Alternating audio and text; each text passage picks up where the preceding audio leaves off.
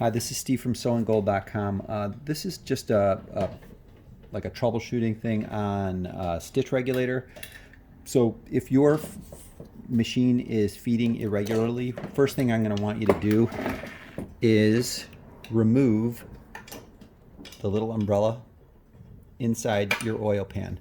Mine is really dripping with oil, so I'm not going to touch it, but I want to grab that plastic piece.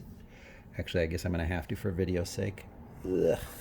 So anyways, I want you to remove this, okay? And then once you have this removed,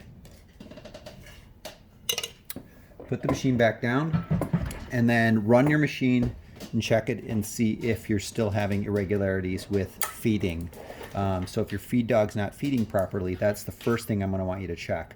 Also, making sure that you're in the back here, you've got the presser foot lifter. Make sure the presser foot lifter is down. If the presser foot lifter is up, obviously it's not going to feed properly. And then as for stitch regulator, I've got mine set at 9. Ours is really worked in. We've oiled the machine numerous times. Obviously, you could see that, and excuse the oil over my hands. So the way we want to check this stitch regulator is pushing down on the reverse lever. So if you try and turn this, mine's nice and free, but up to here it gets tight. So right here at 4, it's nice and tight. Okay, so if I want to go lower than 4, I'm going to push the stitch regulator, or I'm sorry, the reverse bar, not the stitch regulator. So reverse lever, I'm touching the reverse lever, and now I can go down, and so now it still moves ever so slightly. I'm at 2 right now, and I probably can get it a little past 2. It's not going to go all the way to 0, okay? Maybe yours will. Oh, there we go. Actually, it did. Okay, so little by little, playing around with it, I could almost get it back to 0 again. So I don't know why you'd want to sew with 0, but there, you're almost at 0 there. So remember, you have to mess around with the reverse lever to get that to work properly. So I'm at 9 again. If I'm doing it without the reverse lever, now I'm getting it even better.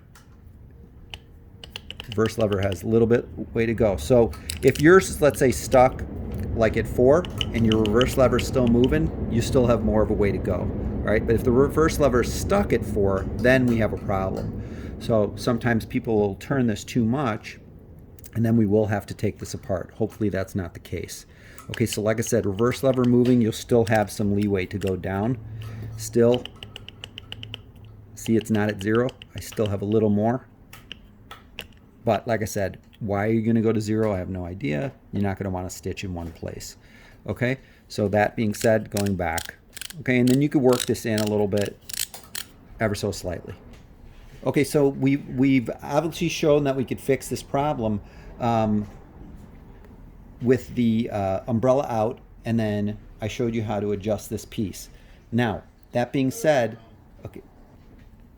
okay, so going back, we're going to want to put the umbrella back. Now, if you're still having a problem with this, like you put the umbrella back, the machine is not stitching properly still, you know there's something with the knee lift, because that little piece inside there is pushing on the presser foot, okay?